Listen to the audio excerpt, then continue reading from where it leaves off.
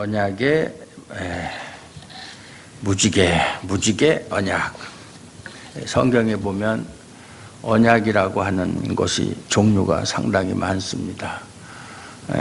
행위 언약도 있고 은혜 언약도 있고 또 소금 언약이라는 것도 있고 또 무지개 언약도 있고 또 족장들에게 한 언약, 또 다윗에게 한 언약, 솔로몬에게 한 언약. 하나님은 언약의 하나님이시다 이렇게 표현할 수가 있어요. 언약을 아주 많이 하십니다.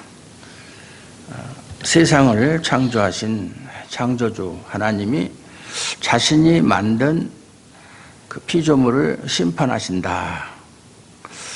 이것은 하나님에게 시비를 걸 수 있는 좋은 빌미가 되기도 합니다. 하나님의 일하심에 대해서 이해하지 못하는 사람은 어떻게 자신이 만든 피조물을 싹 쓸어버릴 수가 있는가? 그러려면 뭐하러 만들었는가? 그것이 죄 때문에 그렇게 심판을 하는 것이라면 처음에 사람을 만들고 다른 피조물을 만들었을 때 물론 순서적으로야 다른 피조물을 먼저 만들고 사람은 맨 나중에 만들었지만 그럼 인간이 죄를 지을 줄을 하나님이 몰랐단 말이냐. 사랑의 하나님이라고 우리는 흔히 말하죠.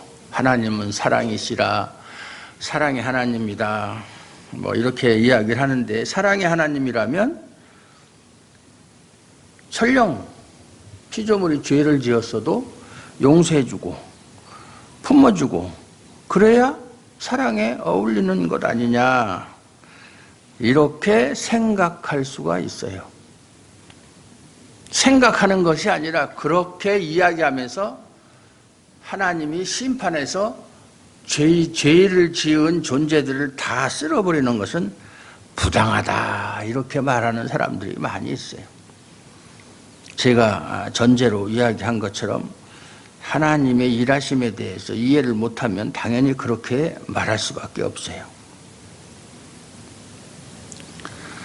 이렇게 반문할 때 여러분은 어떻게 대답하겠어요? 누군가가 그렇게 너희가 믿는 하나님은 사랑의 하나님 아니냐, 죄인을 용서하시고 또 구원하시는 하나님, 그런데 하나님은 반드시 심판하신다고 그렇게 성경은 말하고 있고 또 실제로 노아 시대 때 홍수로 심판을 하셔서 모든 피조물들을 이 세상에서 코로 숨쉬는 존재들까지도 다 물로 쓸어버리셨다. 쓰나미처럼. 쓰나미하고는 비교도 안 되죠.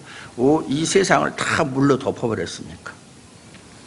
겨우 살아난 것은 사람 8명과 그 방주 안에 있던 짐승들을 제외하고는 다 죽게 했다.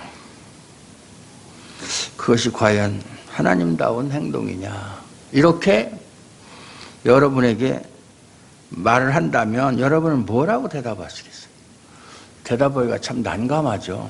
난감할 거예요. 그것은 하나님이 하신 일이기 때문에 우리는 그저 무조건 그걸 받아들이고 믿어야 하고, 세상을 심판해도 우리는 그 심판에서 죄된 사람들이니까 상관없지 않느냐, 그렇게 이야기하겠습니까?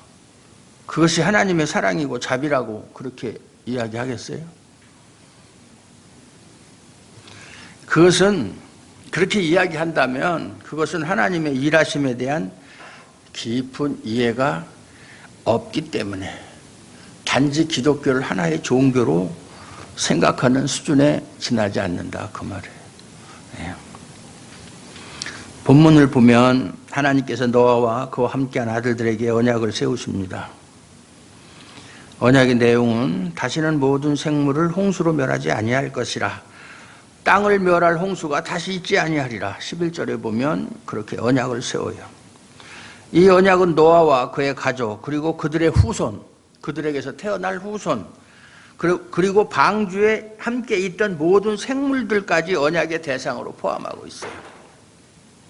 물론 그 방주 안에 있던 생물들의 또 후손들도 그 생물들에게 후손이라고 하기는 그렇지만 뭐라고 자손이라고 할 수도 없고 동물들을 후손이나 자손이라고 할 수는 없고 어쨌든 그가 생산할 모든 그 피조물들까지 포함해서 언약의 대상에 집어넣으셨다. 그리고 그 언약의 증거로 무지개를 구름 속에 두셨다라고 하는 것이 오늘 본문이에요. 그러니까 이건 무슨 말이냐면 하나님의 언약에 의하면 장차 세상이 또다시 홍수 심판 전처럼 홍수로 하나님이 세상을 심판하기 이전처럼 이 세상이 죄로 가득해진다고 해도 홍수로 심판하지 않겠다. 그런 뜻이죠. 그 얘기잖아요. 그래요, 안 그래요? 예. 그러면 홍수로는 심판하지 않아도 다른 방법으로는 심판하겠다는 뜻이냐? 홍수로는 안 하겠다. 그 대신 내가 다른 것으로 심판하겠다. 만약 그렇다면 하나님은 인간의 죄를 두고 장난하는 것밖에 지나지 않아요. 홍수로는 내가 안 해. 아무리 너희가 죄를 많이 짓고 아주 세상을 다 죄로 덮을 만큼 죄악이 관영해도 홍수로는 멸하지 않겠어. 그 얘기는 다른 것으로 심판하겠어. 그 얘기잖아요. 그죠? 그 사람 약 올리는 거잖아요. 그게 홍수로 심판하든 다른 것으로 심판하든 심판의 결과는 멸망인데 그건 말장난이잖아요. 하나님이라고 해서 너무 갑질하는 거 아니에요? 소위 요즘에 유행하는 말로. 예? 우리가 하나님께 대항할 수 있는 힘이 없다고 그래서 우리 가지고 그냥 노시는 거 아니에요. 논다 그러면은 좀 건방진 얘기고 노시는 거 아니에요. 여기서 우리는 한 가지 의문을 가질 수 있어요. 만약에 하나님의 언약이 인간의 죄에 대해서 다시는 심판하지 않겠다 라는 뜻을 담고 있다면 왜 그러면 처음부터 언약을 세우지 않았느냐? 홍수 심판하시기 전에 그런 언약을 세웠더라면 홍수 심판은 없었을 거 아니냐 하는 그런 의문이 생기죠. 여러분 성경을 읽으면서 자꾸 이렇게 물음표를 붙여야 돼요. 물음표를. 왜 그랬었을까? 왜 그렇게 하지 않으면 안 됐을까? 왜? 그렇게 하면서 성경 속에서 그 답을 찾아야 돼요. 그 답을 그 여러분의 경험이나 여러분이 가지고 세상에 태어나서 여러분이 얻은 직접적인 경험, 간접적인 경험, 뭐 이런 지식 이런 거 가지고 해결하려고 하면 답이 나오질 않아요. 어디에서 답을 찾아야 되느냐? 성경 속에서 답을 찾아야 돼요. 성경 속에서. 성경이 아닌 다른 곳에서 답을 찾는다면 그 답은 당연히 틀린 답이 될 수밖에 없어요. 8장 21절에 보면 오늘 본문은 아니지만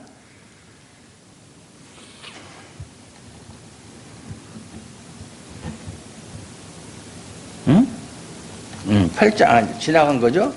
8장 21절 여호와께서 그 향기를 받으시고 그 중심에 이르시되 내가 다시는 사람으로 말미암아 땅을 저주하지 아니하리니 이는 사람의 마음이 계획하는 바가 어려서부터 악함이라. 내가 전에 행한 것 같이 모든 생물을 다시 멸하지 아니하리니 이렇게 말씀하시는 내용이 나와요.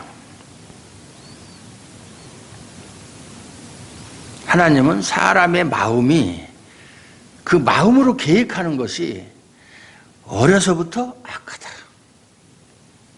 뭐 처음에는 선했는데 시간이 지나면서 뭐 세상의 그 못된 습관, 뭐 나쁜 환경, 뭐 이런 것 때문에 악해진 것이 아니라 처음부터 악했다. 그 얘기는 태어날 때부터 악한 상태로 태어났다. 그 말이에요.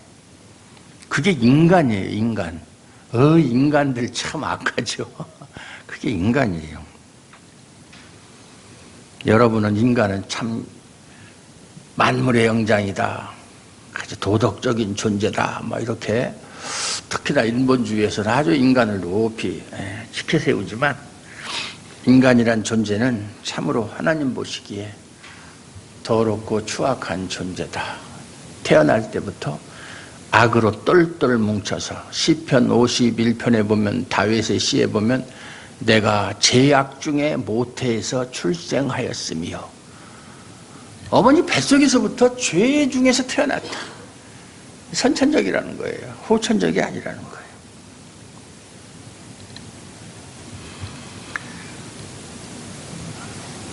(8장 21절의) 내용은 사람의 마음이 계획하는 바가 선천적으로 악하지만 악한 상태로 태어났지만 다시는 그것 때문에 땅을 저주하지 않고 멸하지 않겠다 이렇게 말씀하시는 거예요. 그렇다면 이 같은 언약을 홍수 심판전에 세우셨다면 심판 대신 죄를 덮어주시는 하나님의 관용 또는 자비 그것이 드러났을 거 아니에요.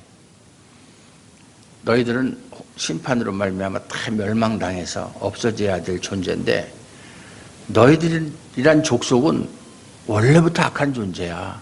그 상태로 태어났어.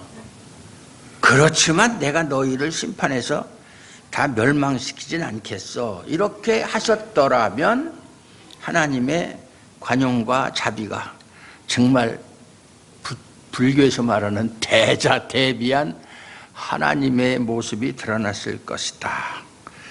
그리고 정말로 그것이 더 하나님의 사랑을 증거하는 일에 효과적이라는 그러한 생각이 있을 수 있다 그 말이에요.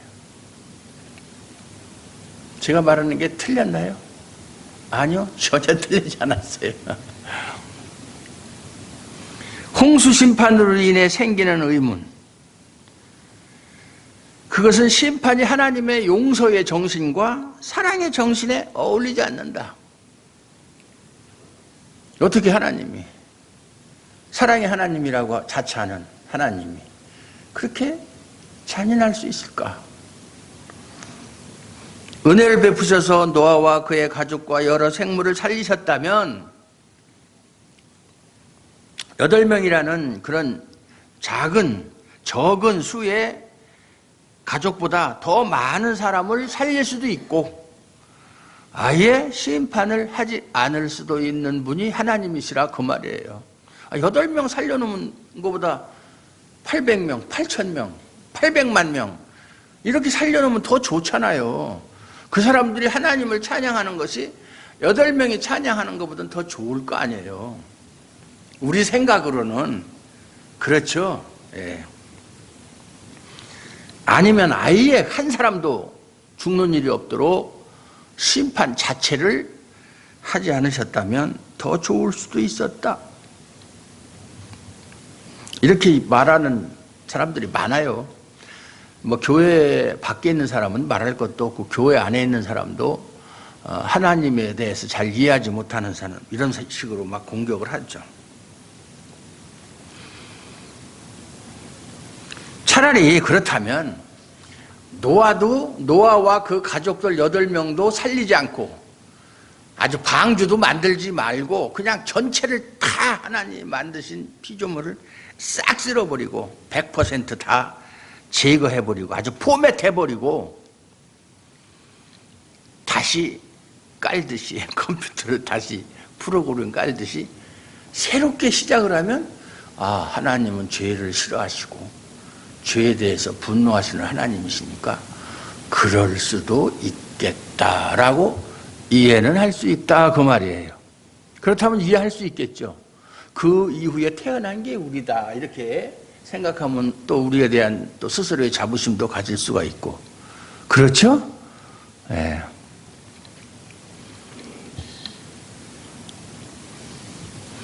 그런데 만약에 그렇게 해서 새롭게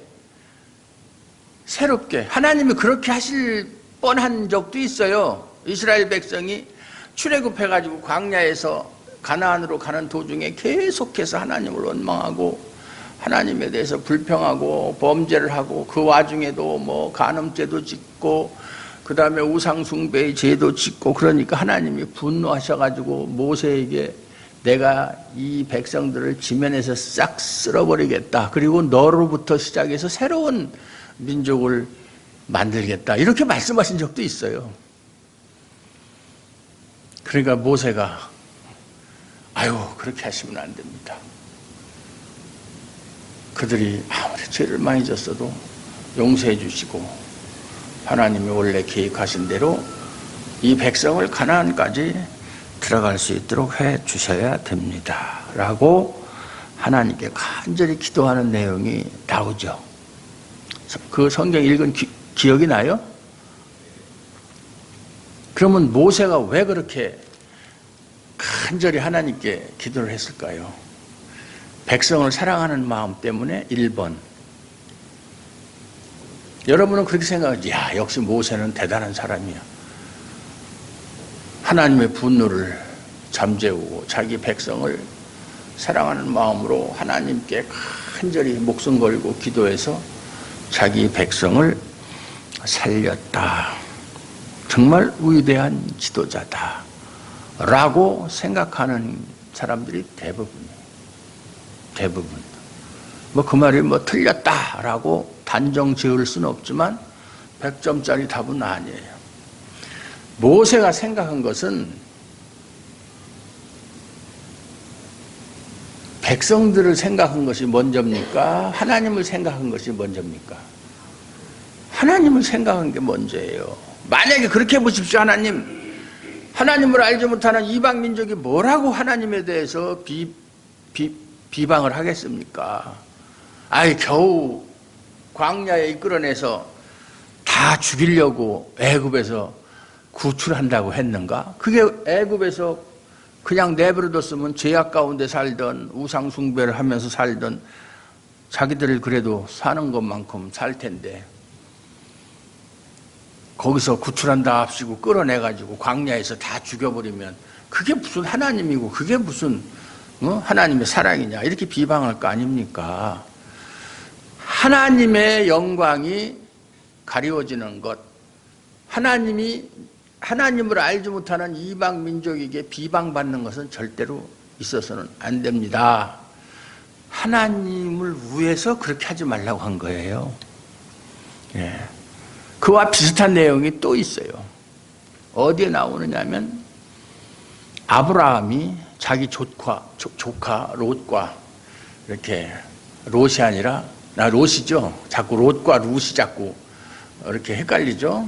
그러니까 룻은 룻기에 나오는 여자 이름이고 롯은 아브라함의 조카고 서로 헤어졌어요. 너무 이제 재산이 많고 서로 간에 목자들끼리 다투는 일도 있고 그래서 서로 헤어지자. 그래서 그 롯은 간 곳이 소돔과 고모라가 있는 쪽으로 갔어요. 근데 그 성에 사는 사람들이 죄악이 너무나 관영하다는 말은 꽉 차서 하나님이 도저히 두고 볼 수 없다. 그래서 하나님이 직접 내려오시죠. 그래서 아브라함 내 집을 지나서 가시는데 아브라함이 참 뭐 성경에는 천사라고 표현이 되어 있는데 알고 그걸 대접을 하고 발 씻을 물도 주고 음식 가서 양떼에 가서 양도 잡아서 요리도 하고 그래서 대접을 하고 어디를 가십니까? 무엇하러 가십니까? 그러니까 내가 내 종에게 알리지 않고 일을 행하겠느냐 하면서 내가 지금 소돔과 고모라를 멸하러 간다. 그런데 아브라함이 거기엔 자기 조카가 있잖아요. 자기 조카를 생각해서 보통 이제 흔히 이야기할 때 그래요. 자기 조카를 생각하는 마음에서 하나님 만약에 그 성 중에 의인 50명이 있으면 그 의인 50명도 다 그들과 함께 다 멸하시겠습니까? 그러니까 아니 50명 있으면 당연히 그들 때문에라도 내가 그 성을 멸하지 않지. 그럼 45인이 있으면 어떡하겠습니까? 45인만 있어도 내가 안 한다. 그러면 40인이 있으면 이렇게 몇 번 얘기하잖아요. 30인. 그 다음에 이제 10명. 그러다 나중에 쓰시는 김에 한 명만 있으면 어떡하겠습니까? 그러니까 한 명만 있어도 내가 그 성을 멸하지 않겠다 그러잖아요. 그런데 사실은 그 소돔과 고모라가 참 멸망했다는 것은 의인 한 사람도 없었다는 결론이잖아요. 그런데 하나님께서 소돔과 고모라를 엎을 때 아브라함이 한 말을 기억하사 그 소돔과 고모라를 엎으시는 중에 롯을 구원했다는 말이 성경에 나오잖아요. 그 본문을 가지고 사람들이 어떻게 오해를 하냐면 아브라함이 자기 조카 롯이 거기에 살고 있으니까 롯이 죽을까 봐 염려해서 하나님께 그렇게 간절하게 기도를 했다 이렇게. 그래서 중보기도, 흔히 말하는 중보기도가 그렇게 효력이 있는 것이다. 그런 소리 들어보셨죠, 여러분들? 그건 순전히 엉터리 소리예요. 그건 말도 안 되는 소리예요.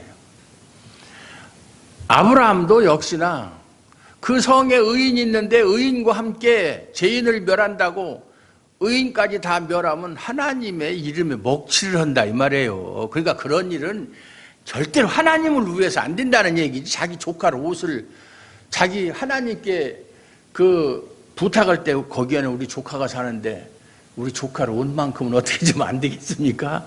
이렇게 부탁한 적 없어요. 그게 기도예요. 자기 자신의 유익을 구하는 것이 아니라 하나님을 위해서 구하는 것이 기도지 자기의 어떤 이익을 위해서 구하는 것이 기도가 아니다.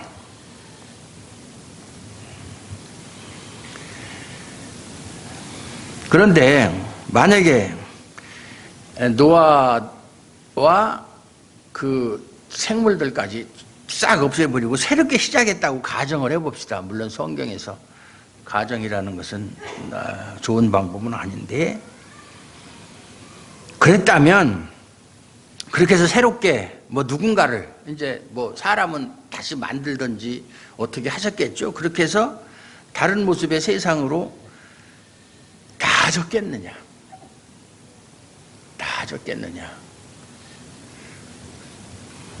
여기 구원받은 노아와 그의 아들들로부터 세상에 사람들이 퍼졌죠. 그런데 세상은 또다시 악으로 가득 차게 돼요. 그 8명을 살려놨는데 그 살려놓은 8명으로부터 참 퍼진 그 자손들을 역시 그 심판 전에 살았던 사람들과 다른 것이 없다 그 말이에요. 그게 인간이라는 얘기예요. 결국 홍수전과 동일한 죄의 상태로 되돌아갔다. 실제로 그렇잖아요. 성경을 보면 노아와 그 후손들이 살아가는 모습을 보면 노아 전 사람들과 뭐가 달라요? 똑같지. 만약에 그렇다면 하나님이 옛날에 홍수 심판 전에 사람들 다 죄져가지고 그 죄에 대한 결과로 심판을 했다면 심판 하나마나 세상 사람들 말로 도로아미 탑을 그렇게 심판을 했으면 그 뒤에 사람들은 죄 안 짓고 정말 하나님이 기뻐하는 삶을 살아야 되는데 똑같다면 심판 뭐야? 아무 효과가 없잖아요. 예? 무의미하다 이 말이죠. 그런 것처럼 보일 수가 있다. 그렇게 생각할 수가 있다. 그런데 지금까지 제가 말씀드린 내용은 홍수 심판을 단지 죄에 대한 심판으로 봤을 때 그런 생각들이 가능하다 그 말이에요. 홍수 심판을 단지 죄에 대한 심판으로만 생각하면 그렇게 생각할 수 있다. 누구든지.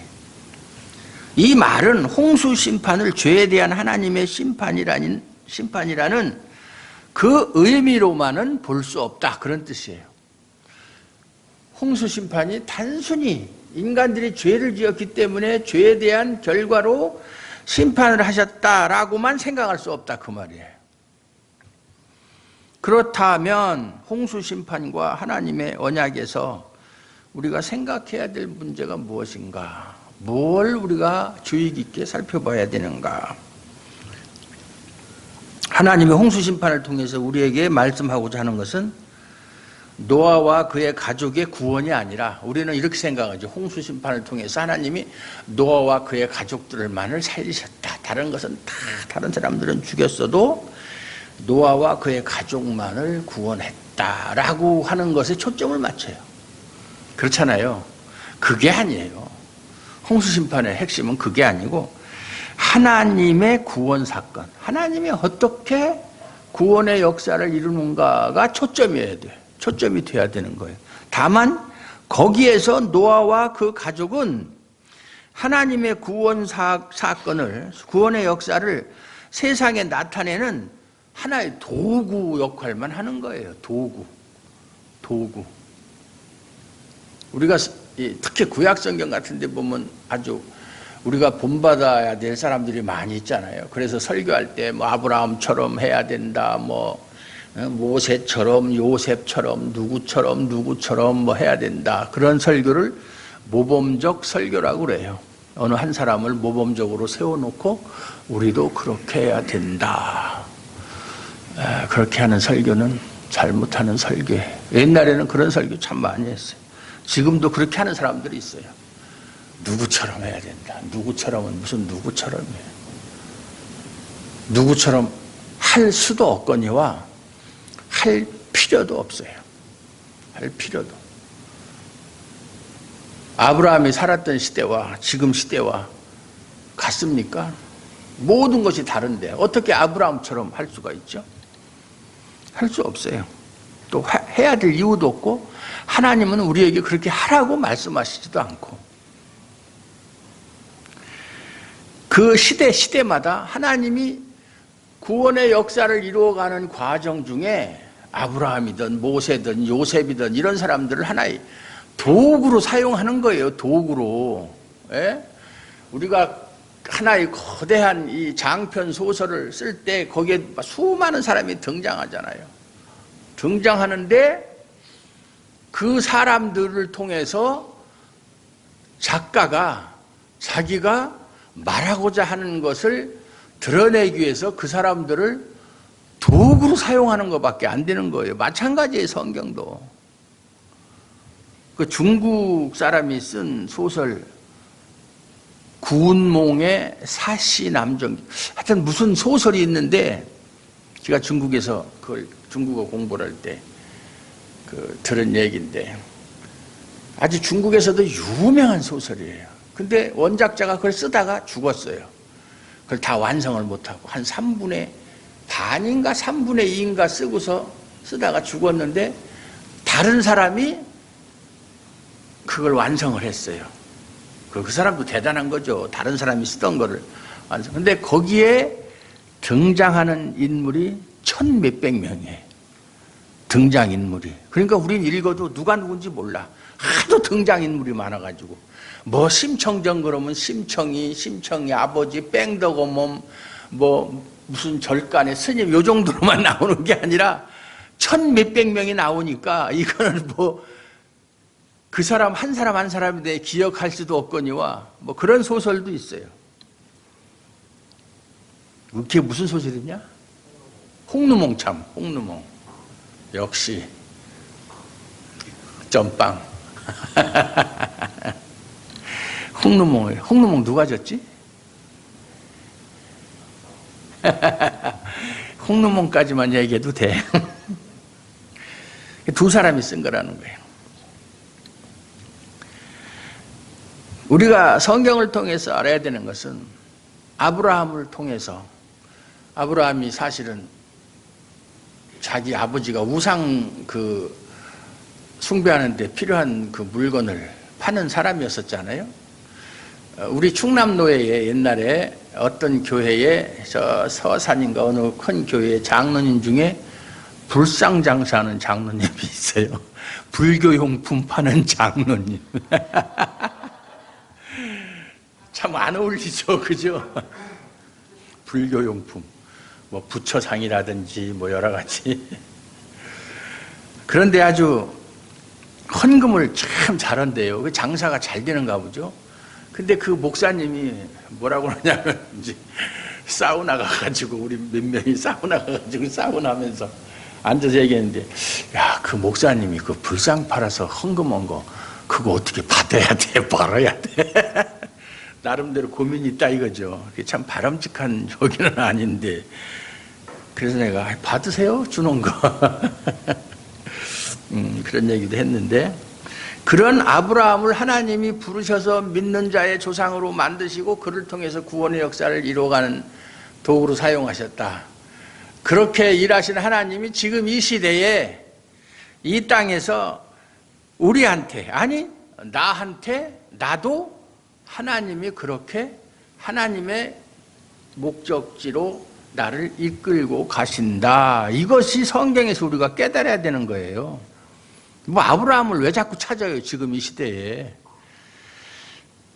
우리도 요셉처럼 꿈을 꿔야 된다. 말도 안 되는 소리.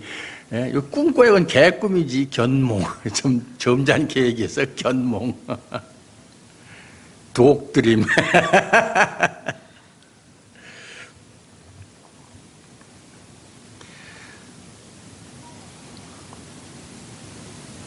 하나님의 구원 사건에다가 초점을 둬야 된다.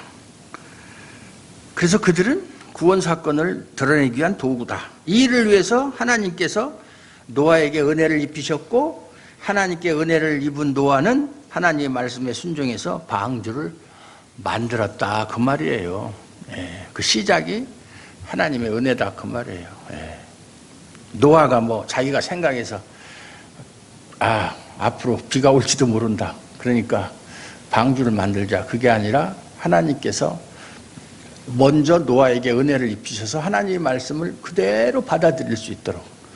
안 그랬으면 비가 올 것이다, 앞으로 내가 홍수로 세상을 멸한댔을 때 노아 역시도 아유, 비 여태까지 한 번도 온 적이 없는데, 예? 하나님 치매 걸리셨어요, 이렇게 얘기했을 수도 있다, 그 말이에요. 그래서 우리가 만약 성경을 읽으면서 이 홍수 심판을 읽으면서 노아의 구원에 초점을 두게 되면 우리의 관심은 어떻게 나타납니까? 노아가 어떻게 구원받았는가? 노아가 어떻게 해서 구원을 받았는가? 그것은 노아가 하나님 말씀에 방주를 만들라는 말씀에 순종해서 방주를 만들었기 때문에 구원을 받았다. 그러니까 하나님의 말씀에 순종하는 것이 구원에 이르고 복받는 길이다. 그러면서 행함을 요구하게 된다. 잘못된 길로 가게 된다, 그 말이죠. 예. 대부분 그렇게 얘기하죠. 예, 그건 아니에요. 이제 여러분들도 설교를 듣는 길을 업그레이드 시켜야 돼요. 맨날 옛날 설교에 얽매여가지고 자기가 다른 교회 다닐 때 나는 이렇게 들었는데 왜 양 목사님은 저 이상하게 설교를 해. 저 설교 틀린 거야. 저건 들을 가치도 없어. 이렇게 생각한다면, 물론 그렇게 생각하면 우리 교회 오지도 않겠죠. 뭐 그렇게 해서 안 오는 사람 상당히 많이 있었어요. 그건 어쩔 수 없고.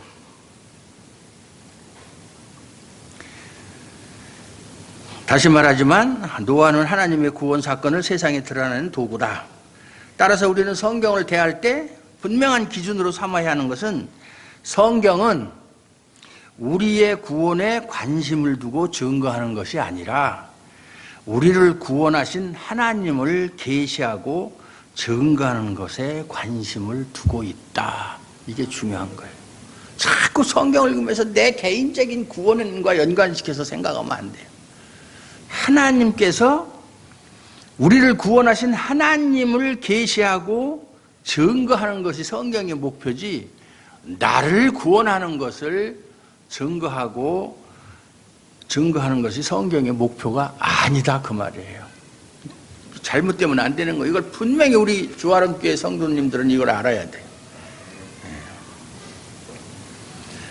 홍수로 세상을 심판하신 것도 심판이 있음으로 인해서 하나님의 구원이 증거되었다. 심판이 없으면 노아와 그 가족들을 구원한 사건이 존재할 수가 없죠. 그렇죠. 심판이 없었으면. 결국 좀 더 많은 사람을 구원하시는 것이 하나님의 사랑이 아닌가라는 생각이나, 심판을 하지 않는 것이 사랑이다 라고 생각하게 되는 이유는 성경을 인간의 구원에 초점을 두고 있기 때문에 그런 소리 하는 거예요. 왜 하나님이 인간을 구원해야 돼요? 하나님이 우리 인간한테 빚진 거 있어요? 마치 하나님이 우리를 구원하지 않으면 하나님이 뭐 잘못하는 걸로 생각하는 사람들이 너무 많아요. 우리가 하나님께 무엇을 요구할 수 있는 권리가 있어요? 아무것도 없어요. 로마서에서 사도 바울이 뭐 네가 네기에 하나님을 힐문하느냐? 하나님께 네가 질책할 수 있느냐? 하나님이 하시는 일에 대해서 네가 반문을 제기하고 비방할 수 있느냐? 그 말이에요. 힐문하느냐 하는 말은. 우리는 하나님 하시는 일에 대해서 토를 달 수가 없어요. 토.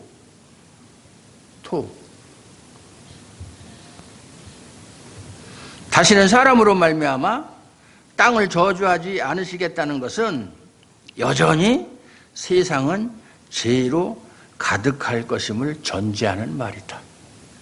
다시는 내가 사람으로 말미암아 악한 사람으로 말미암아 땅을 저주하지 않겠다라는 말은 앞으로도 계속해서 세상은 죄로 가득할 것이다 라는 것을 전제한 말이잖아요. 왜냐하면 세상이 점점 좋아져서 죄인들이 다 의인화된다면 이런 말은 필요가 없죠. 그렇죠. 의인을 심판하는 하나님은 아니니까. 그런데 여전히 세상이 망하는 그 순간까지, 최후 심판 때까지 세상은 죄로 가득할 것이다. 왜? 인간은 어려서부터 악한 존재라고 그랬잖아요. 인간은 마음이 계획하는 바가 어려서부터, 여기서는 어려서부터지만 좀 더 실감나게 표현하면 선천적으로 태어날 때부터, 태어날 때 악하고 태어나는 거예요. 악. 즉 노아와 그의 아들들로 인해 퍼지게 되는 세상 역시 악하다는 것은 노아와 그의 아들들 역시 악한 존재이며 심판받은 사람들과 다르지 않다는 거예요. 노아와 그의 가족들도 홍수 심판으로 죽은 사람들과 다른 존재가 아니다 그 말이에요. 그렇다고 해도 노아와 그의 가족들로 인해서 태어나는 모든 사람들이 죄가 세상에 가득 찬다 해도 인간의 죄로 말미암아 홍수로 멸하는 일은 반복하지 않겠다. 내가 다시는 물로 세상을 심판하지 않겠다라는 것이 무지개 언약의 내용이잖아요. 그죠? 내용이에요. 이 하나님의 언약은 조건이 없어요. 사람과 사람 사이에 맺는 언약, 계약은 조건이 있어요. 나는 너한테 이걸 해줄 테니까 너는 나한테 이걸 해주라. 서로 동등한 그런 조건이 있어요. 일방적인 계약은 없어요. 그러나 하나님은 일방적으로 언약을 세우시고 그 일방적인 언약대로 행하시는 분이 하나님이에요. 그것을 우리가 교리 공부할 때 배웠죠. 무슨 계약이다? 물어보면 대답을 못해. 물어보는 것마다. 계약에는 두 가지가 있다고 그랬죠. 무슨 계약?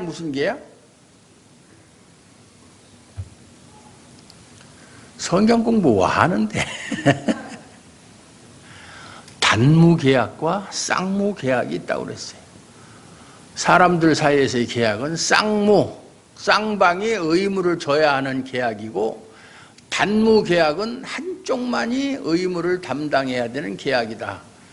그래서 하나님과 인간의 계약은 단무계약이다. 그 언약의 의무는 인간만이 지는 것이다. 하나님은 의무가 없어요. 우리가 하나님께 의무를 지울 수가 없어요. 그 증거로 무지개를 구름 속에 두었다.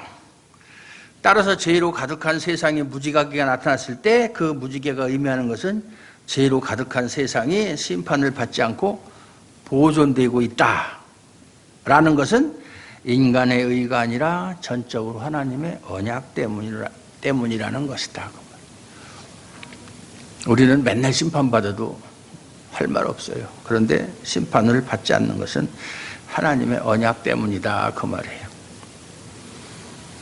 이 언약으로 세상이 하나님의 은혜와 사랑 아래에 있음을 증거하는 것이다. 무슨 말인지 이해가 갑니까? 하나님이 세상을 심판해야 돼요. 죄를 지을 때마다.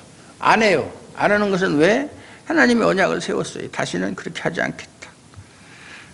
이것이 하나님의 은혜와 사랑이다 그 말이에요. 이제는 이해가 가죠?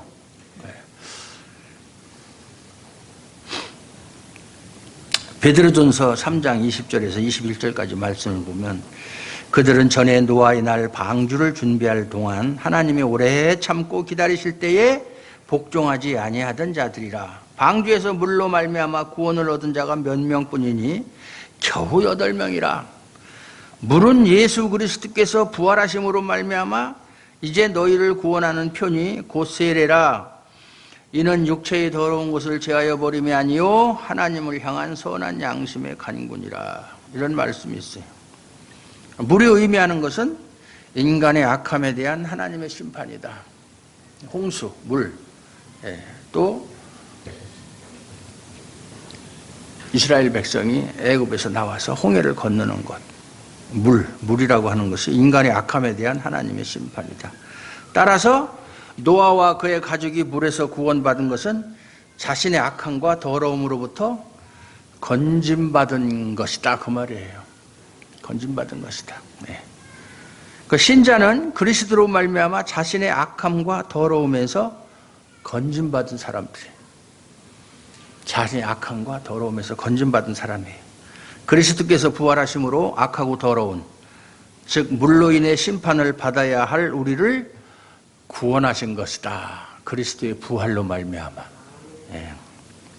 물이 우리를 구원하는 표, 세례라고 말씀하는 것도 그리스도로 말미암아 심판에서 건짐받았음을 의미하는 것이다. 세례가 그렇게 뜻이 깊어요. 그리스도로 말미암아 물에서 건짐받았다는 것을 의미하는 것이 세례다 그 말이에요. 그러면 홍수로 멸하지 않겠다는 것은 무슨 뜻일까? 다시는 홍수로 멸하지 않는다고 약속하셨는데 그것은 무슨 뜻이냐? 우리의 악함과 더러움으로 인해서 심판하지 않으시겠다. 사람은 태어날 때부터 악한 존재인데 그것으로 심판하지 않겠다는 것이다. 대신 하나님은 심판에 대해서 다른 기준을 세우신다. 다른 기준을. 이제 인간의 악함으로는 내가 심판하지 않겠지만 다른 기준으로 심판을 하겠다 그 말이에요. 그것이 무엇이냐? 그것은 하나님의 언약으로 보존되고 있음에도 불구하고 우리는 하나님의 언약 가운데서 언약의 은혜로 심판받아야 되는데 심판 안 받고 지금 계속 이렇게 지내고 있다고 그랬죠. 그럼에도 불구하고 자신의 존재에서 하나님의 은혜와 사랑을 깨닫지 못하는 것. 그러한 하나님의 은혜와 사랑을 깨닫지 못하는 것이 심판의 근거가 된다 그 말이에요. 그것이 물로 심판하는 게 아니라 이제 다른 것으로 심판하겠는데 다른 것이 뭐냐? 너희는 옛날 노아 홍수 때처럼 매일매일 심판받아서 죽어야 될 몸인데 그것을 내가 하나님의 은혜와 사랑으로 지금 너희의 생명을 보존하고 있는데 그러한 하나님의 은혜와 사랑을 모르는 것 때문에 심판하겠다는 거예요. 이제는 심판의 기준이 죄 때문에 심판하는 게 아니라 하나님의 은혜와 사랑은 어떻게 나타났습니까? 예수님의 십자가로 나타났어요. 그래서 예수 그리스도의 십자가를 믿지 않는 것이 하나님의 은혜와 사랑을 멸시하는 것이고 그것이 심판의 이유가 되는 것이다 그 말이에요. 왜 심판받습니까? 옛날에는 물로 심판받았어요. 이제는 물로 심판은 안 받아요. 예수 그리스도의 십자가를 믿지 않는 것으로 심판받는 거예요. 그래서 홍수 심판 후에 세상에서 심판에 이르는 죄는 하나님이 보내신 그리스도를 믿지 않는 것이고 이것을 사도 바울은 고린도전서 16장 22절에서 만일 누구든지 주를 사랑하지 아니하면 무엇을 받을지어다? 만일 누구든지 주를 사랑하지 아니하면 무엇을 받을지어다? 두자 심판? 여태까지 심판 소리 들었으니까 나오는 게 저주를 받을지어다. 사도 바울은 저주 소리 참 많이 했어요. 누구든지 우리에게서나 하늘에서 온 천사라도 다른 복음을 전하면 저주를 받을지어다. 복음 아닌 것을 전하면 저주받는다는 거예요. 목사가 죄를 제일 많이 져요. 내가 오늘 설교할 때 내가 정말 다른 복음을 전하진 않았을까? 참 무섭죠, 사실은. 예, 저주를 받는다고 그랬어요. 본문의 언약은 우리의 모든 죄와 더러움을 대신 짊어지시고 죽으신 예수 그리스도를 바라보게 한다. 우리의 소망은 예수 그리스도밖에 없어요. 물에서 나를 건지신 부활하신 예수 그리스도가 곧 생명이심을 증거한다. 예. 언약이 그렇다는 거예요. 그리스도가 생명이심을 믿고 의지하는 것이 우리 마음에 무지개가 나타났다는 의미가 된다. 실제로 지금 무지개 나타난다고 해서 그것이 하나 언약의 증거는 아니에요. 예? 지금 뭐 구름 속에 언약이 무지개가 나타났으면 하나님이 언약하신 증표가 나타 이렇게 얘기하면 안 되는 거예요. 우리 마음속의 무지개, 예수 그리스도를 믿고 예수 그리스도가 생명이심을 믿고 의지하는 것이 내 마음속의 무지개다 그 말이에요. 예. 언약의 증거인 무지개가 여러분의 마음에 세워짐으로 하나님의 자비와 사랑을 더 깊이 알아가시기를 주님의 이름으로 축원합니다.